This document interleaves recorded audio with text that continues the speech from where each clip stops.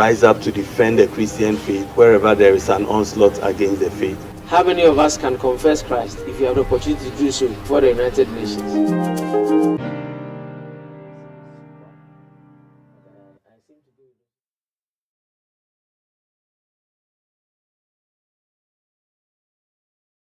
Welcome to SCOAP series. This is a wonderful program coming to you from the Church of Pentecost Youth Ministry, and we have here the director of the youth ministry to take us through School of Apologetics. Welcome, Apostle David Nyansa. Thank you very much, Pastor Kwab.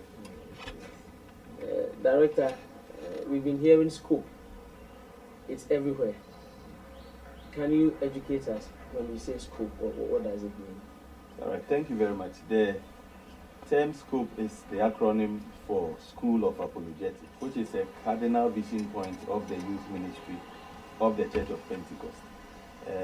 School of Apologetics aims at raising young Christian apologists and polemicists who will be able to defend the Christian faith in our contemporary times. Yes. You've raised two technical terms, but before we go there, I want to understand the burden that birthed apologetics. All right, thank you. I'll read two scriptures. The first one is from Ephesians chapter 4. When Paul was writing about the purpose of the fivefold ministry in maturing the saints, he described the end point of that maturity, that when people are matured, they will not be children, tossed to and fro by the waves and carried about by every wind of doctrine. Now that tells us that doctrine is like a wind that can blow people from one side to another. Doctrine affects life. And so in contemporary times, looking at the effect of globalization, the effect of postmodernism on the thinking patterns of people, the proliferation of new age religions, and even the challenge of Islam and some of the classical religions around, we felt that it would be very, very good to ground the young people in the doctrines of the Christian faith so that they will be able not only to understand for themselves, but to be able to defend the Christian faith from external and internal onslaughts. And sometimes the external onslaughts come from other religions, they come from government or political circles, may come from other logical factors. And the internal conflicts most of the time come from misunderstandings that Christians have about what the Bible is saying. One person may think this is what the Bible meant when it said this. Another person may think this is what the Bible meant, and that can bring a conflict. When there are internal conflicts, we need polemicists who handle the internal conflict. When there are external conflicts, we need apologists who will be able to stand and defend the Christian faith. And so this is one of the reasons why we felt SCOAP would be very helpful. The other one, I'll take it from 1 Peter chapter 3, verse 15. In 1 Peter chapter 3, verse 15, Peter says that, but in your hearts, honor Christ, the Lord, as holy, and always being prepared to make a defense. And that is where the Greek term apologia, came from. So apologetics is not apologizing, as some people may think, but apologetics come from the Greek terminology apologia, which means a defense. Yet do it with gentleness and respect. And so here too we realize that it is not just about defending your hope, but also doing it in an ethical manner, doing it in gentleness and respect.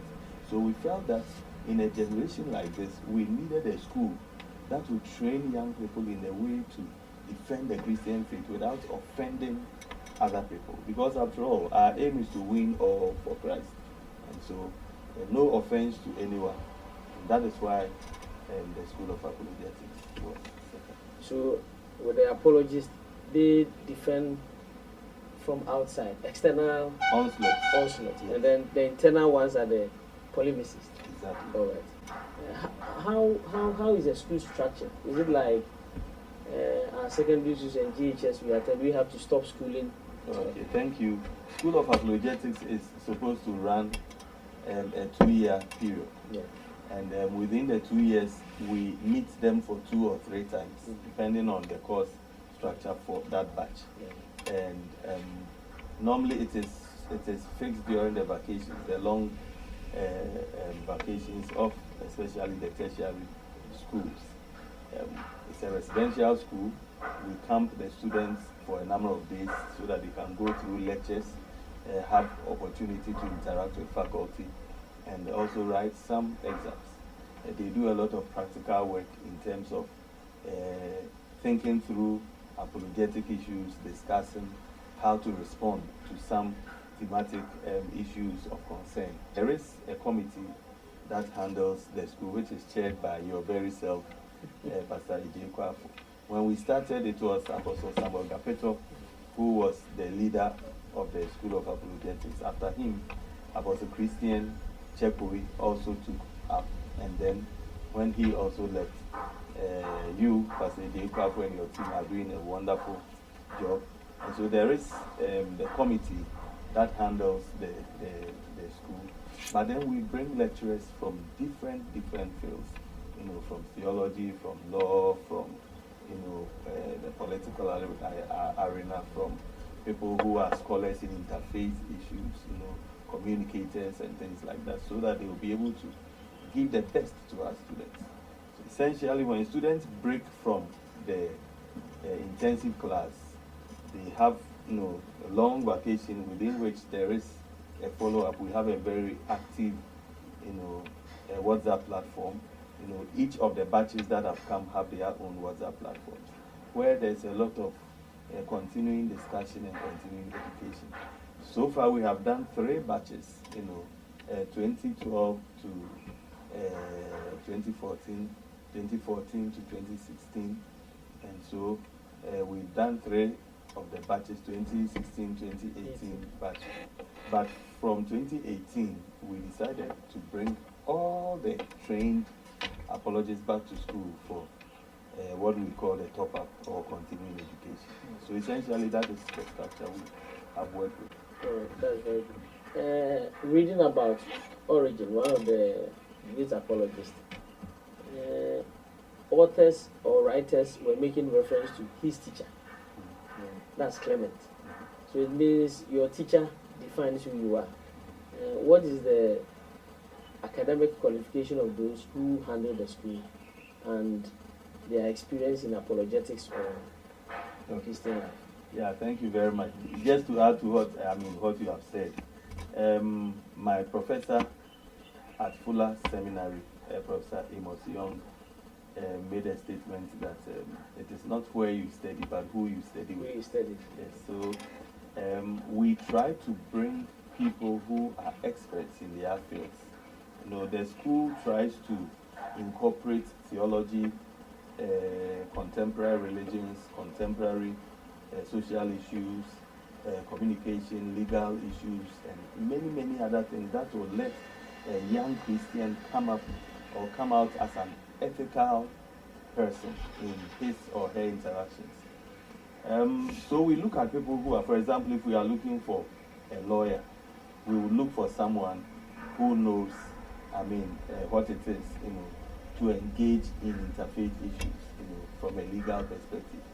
And so far, the people we've brought are very good. We brought medical people to come and talk to our people on ethical issues that border on medicine, and issues like abortion and euthanasia and subjects like that will need some kind of professional.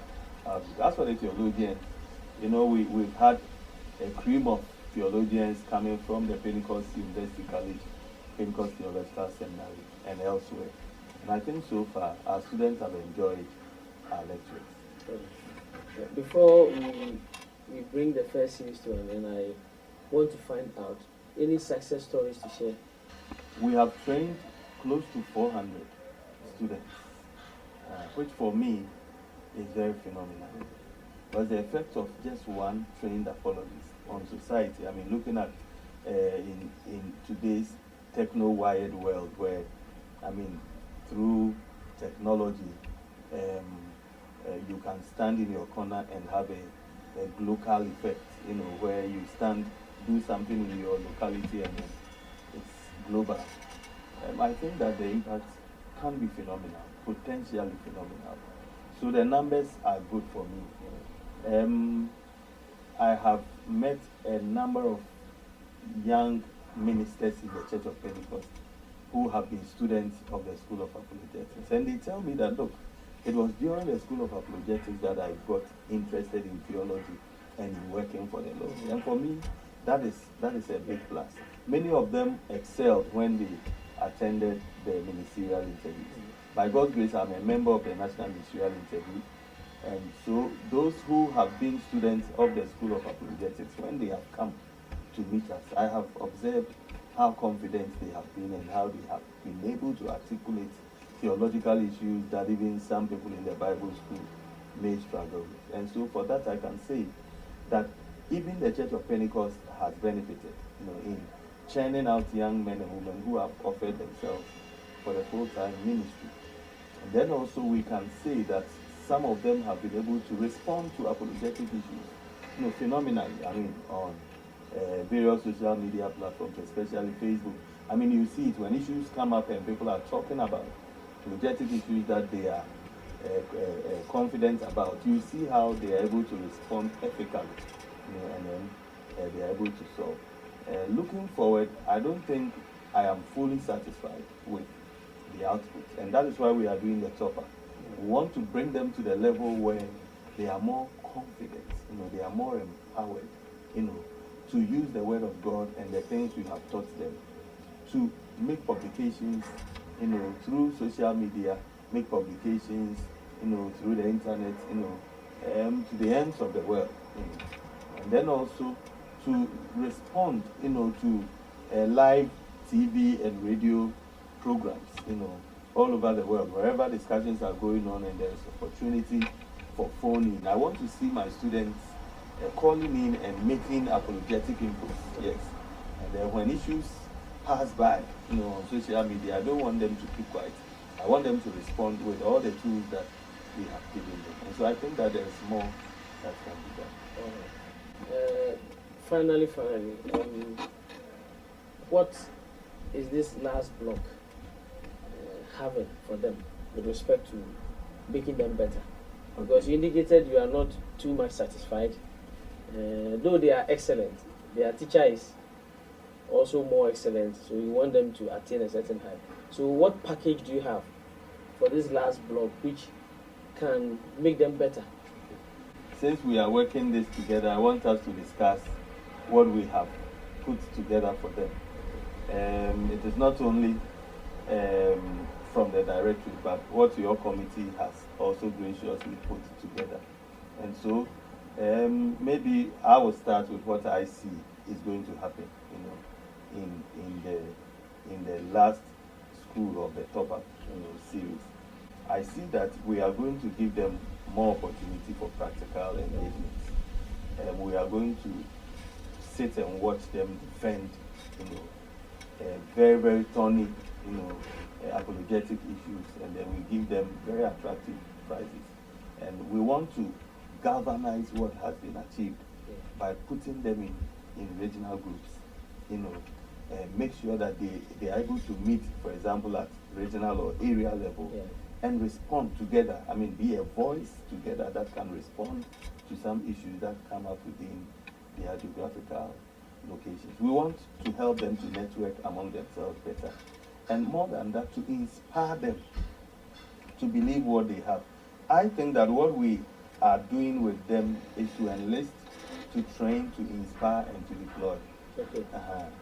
These are the 4 things I see us do with them all this while. We are enlisting, we are training, we are inspiring, and we are deploying. So this last block is going to focus more on the inspiration.